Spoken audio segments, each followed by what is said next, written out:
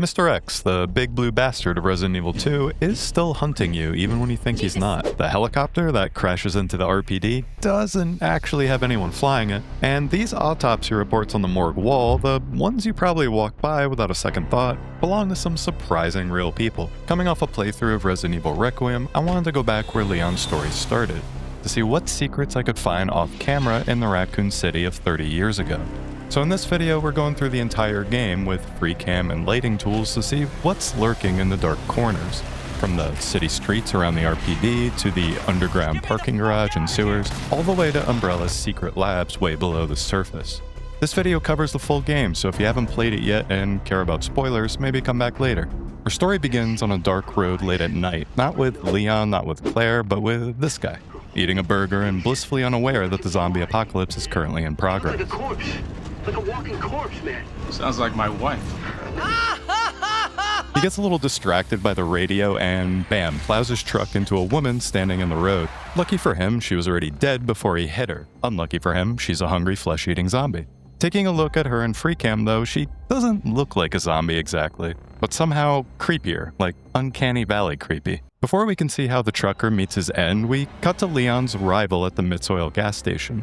Quick side note, RE2 lets you play as either Leon or Claire. You do a full run with one, then a shorter second run with the other to get the complete story, the A run and B run. I started with Leon, but we'll jump between both of them throughout the video. Before Leon heads inside, let's drop below the map, where we can find Claire's Harley-Davidson balanced on a hand truck with a bunch of beer. Basically the most American thing I've ever seen, all you need is a flag and a bald eagle.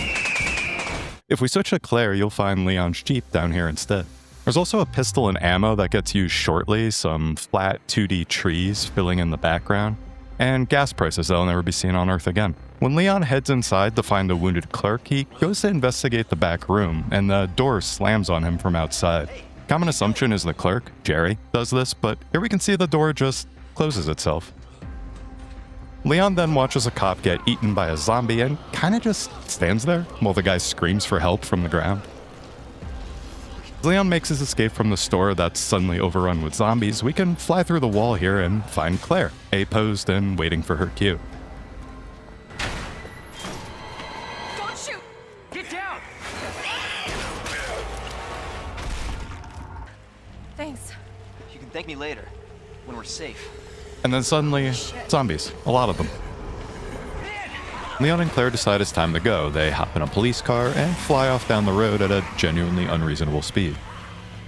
Now we get the opening credits, and if you hide the UI, there's a strange sort of limbo here between the gas station and Raccoon City. Here we see Claire riding shotgun in an invisible car, looking thrilled about it. Leon's jacket has decided to become a gigantic tent that clips through the map. And then there's the cop zombie, and regular zombie just all floating in the void together. Once our heroes hit the city, they're immediately swarmed by teleporting zombies. They bail out as a runaway 18-wheeler separates them for basically the rest of the game.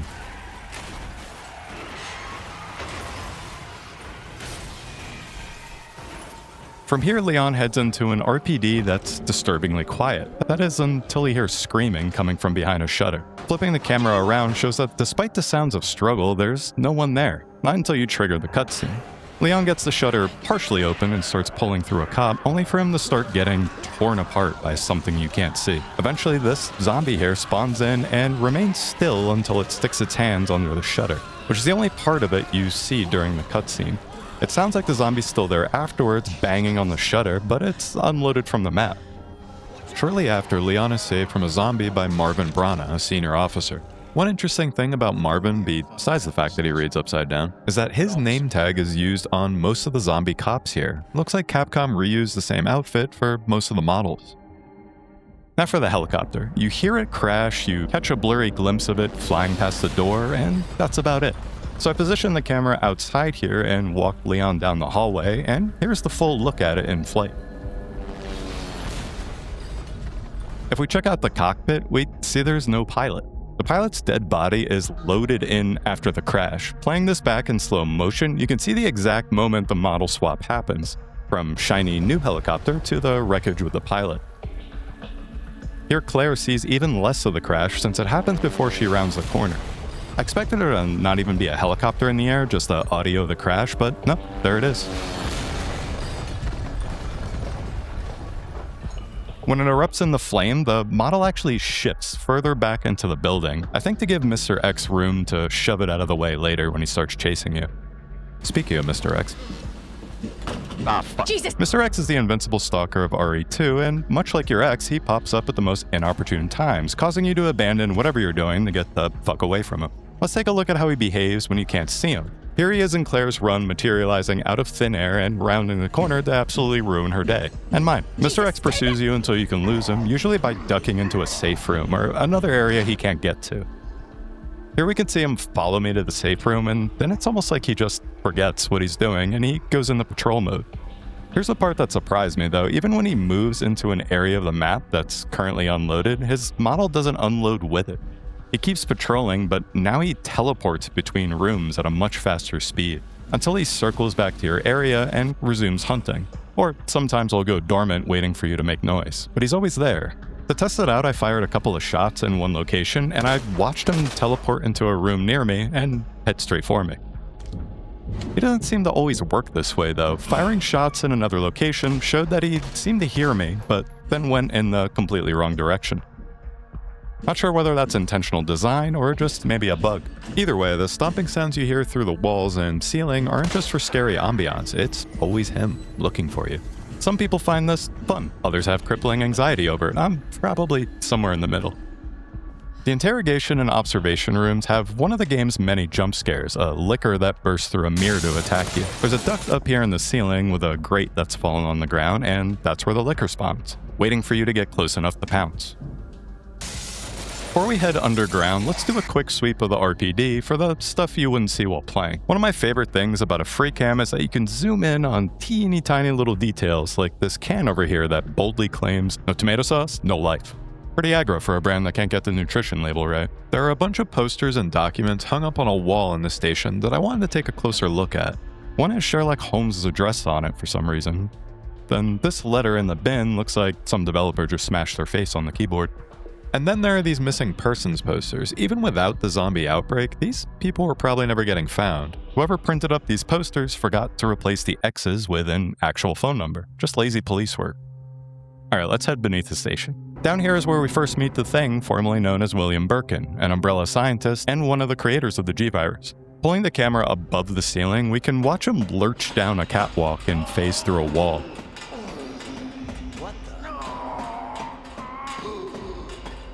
Claire's version of this scene has Sherry running the same catwalk, presumably fleeing her father, who is now a horrible monster. Understandable. Unlike him, she just hangs out at the end and waits for the next cutscene. Next up, we have a short boss battle with Burkin, and here's a slow-mo clip of him dropping out of the ceiling to jump scare Leon. Once he's defeated, he drops over this railing into the darkness below, never to be seen again. Just kidding, you fight him like 3 more times. It's exhausting. After the fight, a ladder drops down for Leon. He remarks that somebody is watching him, which is almost certainly Ada Wong, but her model's nowhere to be found in this scene. The ladder kind of just appears on its own. Ada makes her actual debut in the parking garage. She doesn't load into this scene until after the dog is already shot. Hey, Who is that? stay sharp.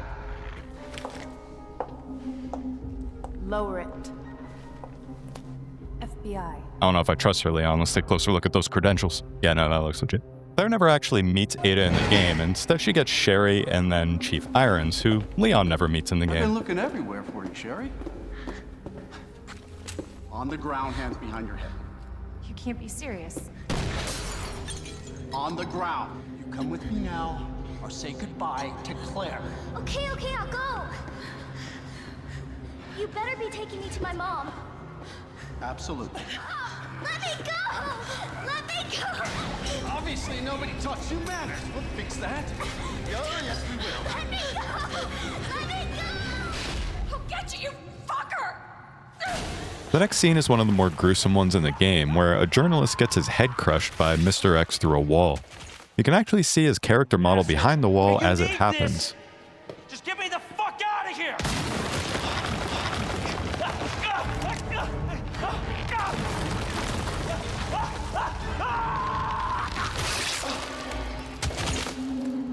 Oh my god. And then, instead of unloading, he just stays there, locked in a very uncomfortable looking position. As Leon starts to leave the parking garage, Mr. X bursts through the wall over here, and we can actually see him on the other side of the wall waiting for you to get close enough.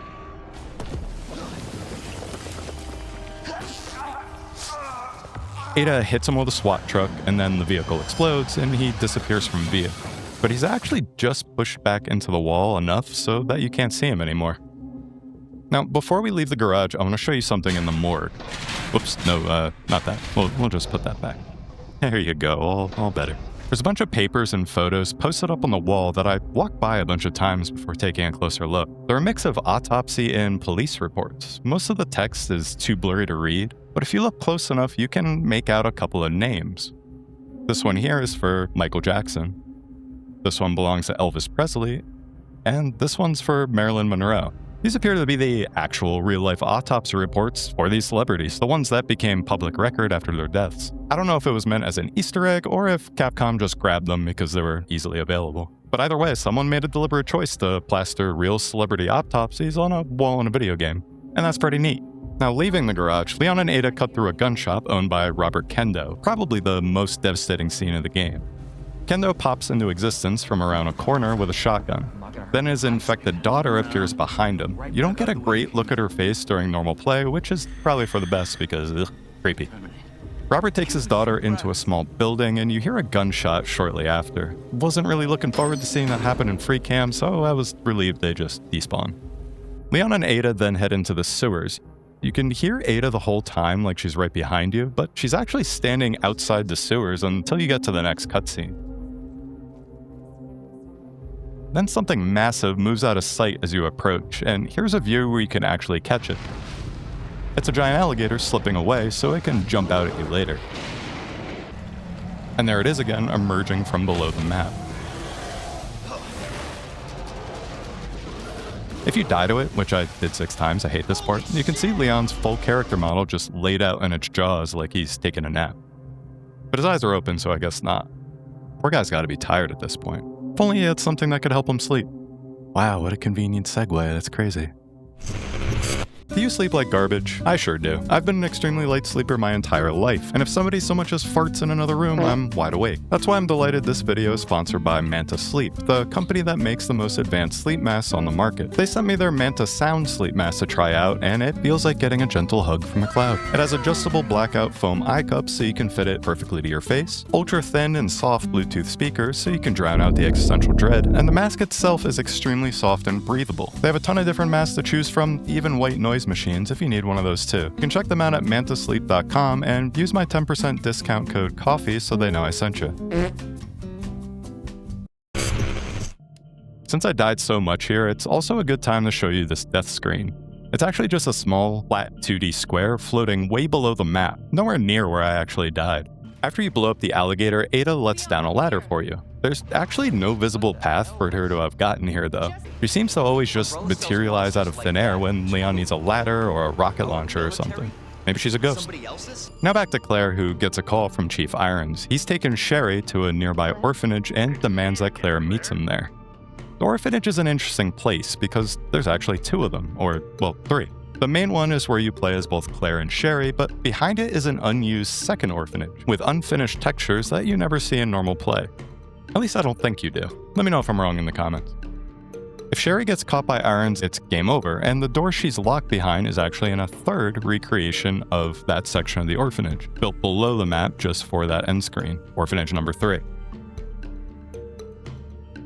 After you take way too long on a block puzzle clearly designed for toddlers, you get safety scissors to cut tape that's holding a piece of cardboard against a hole in the wall.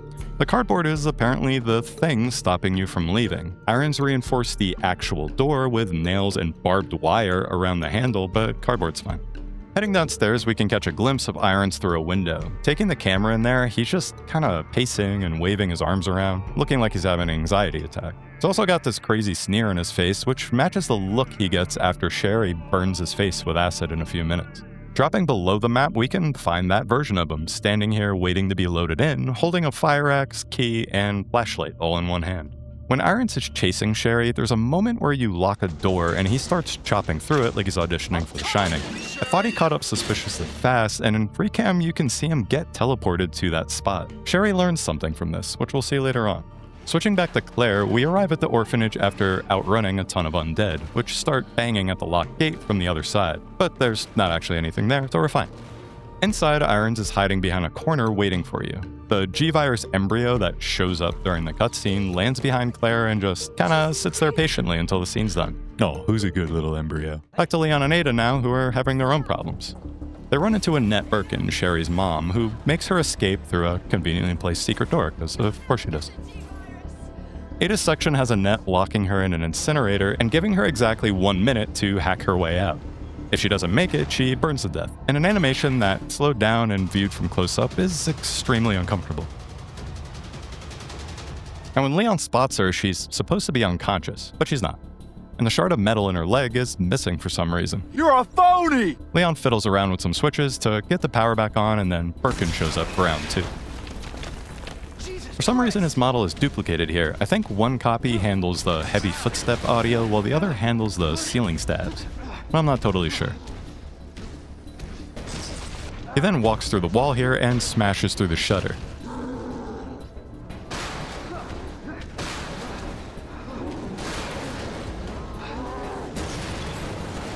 Then you have another boss fight where you slap him off a platform with a crane into the darkness below, from which he will surely never return. Leon comes back to Ada and can't find her for a moment, probably because her model isn't loaded in yet. Over here! Hey, there she is. When Leon pulls a shard out of her leg, a rectangle appears over it for just a second. This is a neat little lighting trick. Same thing you can see out of bounds all over Requiem, which I also did a couple of videos for if you want to check them out. He wraps a bandage around her wound and the texture kind of glitches out and stays that way for the rest of the scene. They make their way to a tram car that'll take them deep underground to Umbrella's secret lab, which is where you find out Ada is an FBI, but actually, Leon, you sweet summer child. Let's get out of here and see what Claire's doing. Oh shit, okay. So Mr. X has caught up to Claire and Sherry, but it's fine, because Sherry's dad is here to save her.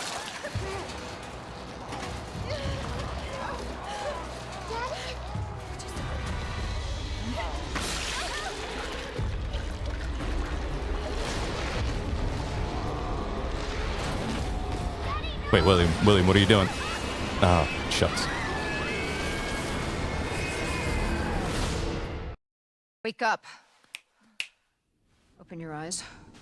Hold still. Who the fuck is she talking to? Are there actually ghosts in this game? Oh, okay, Sherry? there she is. Zooming into Annette's journal here, we can just barely make out that she, like Marvin, also reads upside down. This is just a placeholder text asset that's used all over the game. You can make out some of the text, but it doesn't look related to the game at all. Annette goes into the next room here and promptly disappears. I guess we're supposed to assume she goes through the door on the other side of the room, which is locked. Surprisingly, there is actually a room behind that door, but it doesn't seem to be used at all. Claire then wanders the sewers for a bit, trying to find Sherry, and she fights a bunch of these G-Virus creatures that hide below the water or in pipes. Here you can see one hiding until we get close enough for it to slither its way out.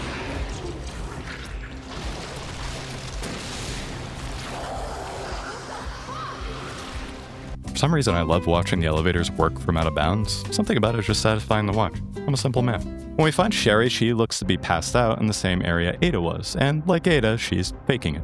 You're a great big phony, you know that? There's a cutscene where Annette talks to you over the intercom, and zooming out, we can see she's in the same room she initially disappeared from. Maybe she really was hiding in that closet all along. You discover Sherry's been infected with the G-Virus, and the cure lies in Umbrella's labs further below the city. The tram down to the labs is interesting from out of bounds. There's an extremely long tunnel descending into the darkness, and a duplicate tram car floating next to the one you use for reasons I couldn't fully work out. Maybe I just missed a cutscene moment where it's visible. The tram dumps you into the massive underground chasm that holds the Umbrella Labs, and it's truly massive. It's pretty hard to see normally, so I rigged up a bunch of lights so you can get a better look at the sheer scale of it, especially the core location with the elevator. A scientist's laptop in one of the first rooms has a nice detail if you zoom in. There's folders labeled BBQ pics, work stuff, bullshit, more bullshit. You can even see some of the mundane emails from coworkers in his inbox. Kinda humanizes him until you remember he works in an underground lair of an evil corporation responsible for unspeakable atrocities all around the world. But enough about Nestle. One of the tasks you have to complete down here is upgrading your security wristband enough to unlock doors to different areas. And the last upgrade you need is on this dead scientist who's pushed up against a window by a giant plant. So kill the plants, drop the scientist, get the upgrade. In the cutscene it looks immediate, but off camera he stays pinned to the glass for a moment before gravity takes over. We're now entering the final stretch of the game. While you're messing around back here grabbing the G-Virus, That was easy. Burkin's second to last form loads in outside the map. But what's interesting is that this isn't the same model that drops from the ceiling in the next cutscene. That model still has William Burkin still visible in it.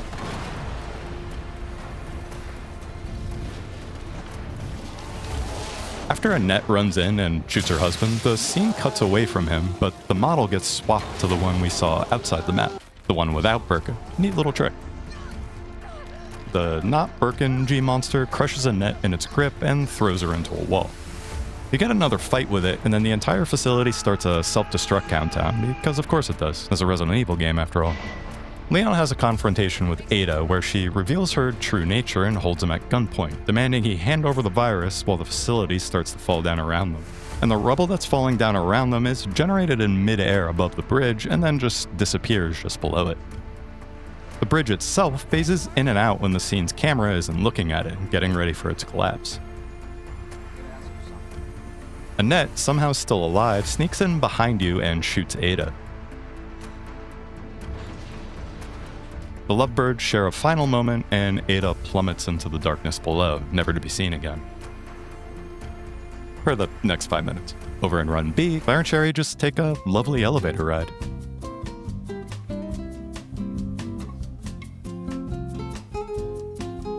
There's a moment during their escape where they hit a locked door, and Sherry has to crawl over and through ventilation ducts to unlock it from the other side. In freecam, Sherry enters the vent and almost immediately teleports to the door. The old Chief Irons trick. Claire then has a much less leisurely elevator ride where she fights the Burkin monster again.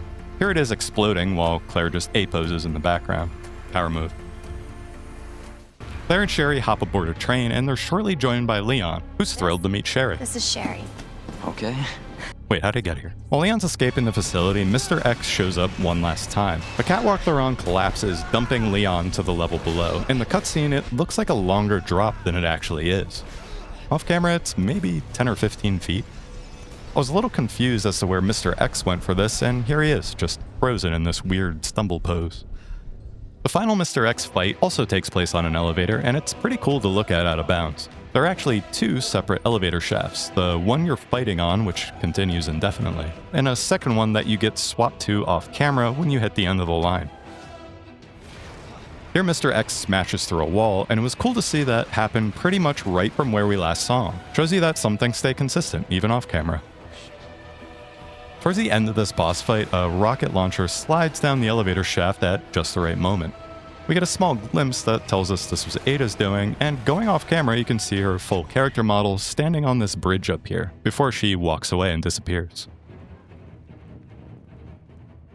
With Mr. X defeated and Ada gone, Leon jumps aboard the moving train and meets up with Claire and Sherry. If it's your first run, this is about where the credits roll. In the B run, you get one final encounter. Similar to the elevator shaft, the train tracks just keep building themselves as the train moves over them. And when you head towards the back of the train, the final boss tears through the last car, and it is something. The model for the final form of this Burkin monster is pretty insane. It's this massive, pulsating blob of flesh and teeth and bone that covers the entire train car and tries to devour you whole. Sounds like my one. And if you don't kill it quickly enough, swallow you whole it does. Here's Claire's character model diving headfirst into it, similar to how we saw Leon's earlier in the Jaws of the Alligator. You can make out bodies that have merged with this thing here and there, everything from heads to limbs, fingers, and even what looks like Burkin's face back here, a part that we never actually see. Up above the train car, it's got these big flesh wheels that just rotate in place as it moves towards you.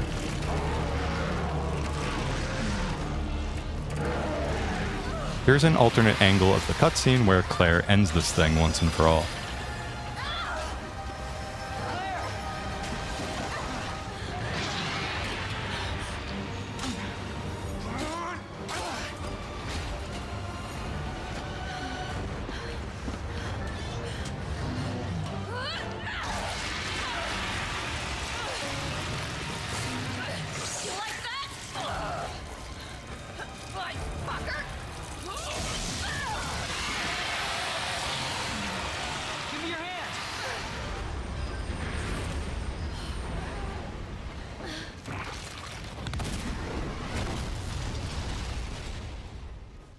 In the final scene of the game, Sherry, Claire, and Leon see daylight for the first time since this whole thing started. There's some interesting stuff out here, like the train engine just sitting out here in the middle of the road, and the destroyed one where you fought Burkin sitting here just below the map.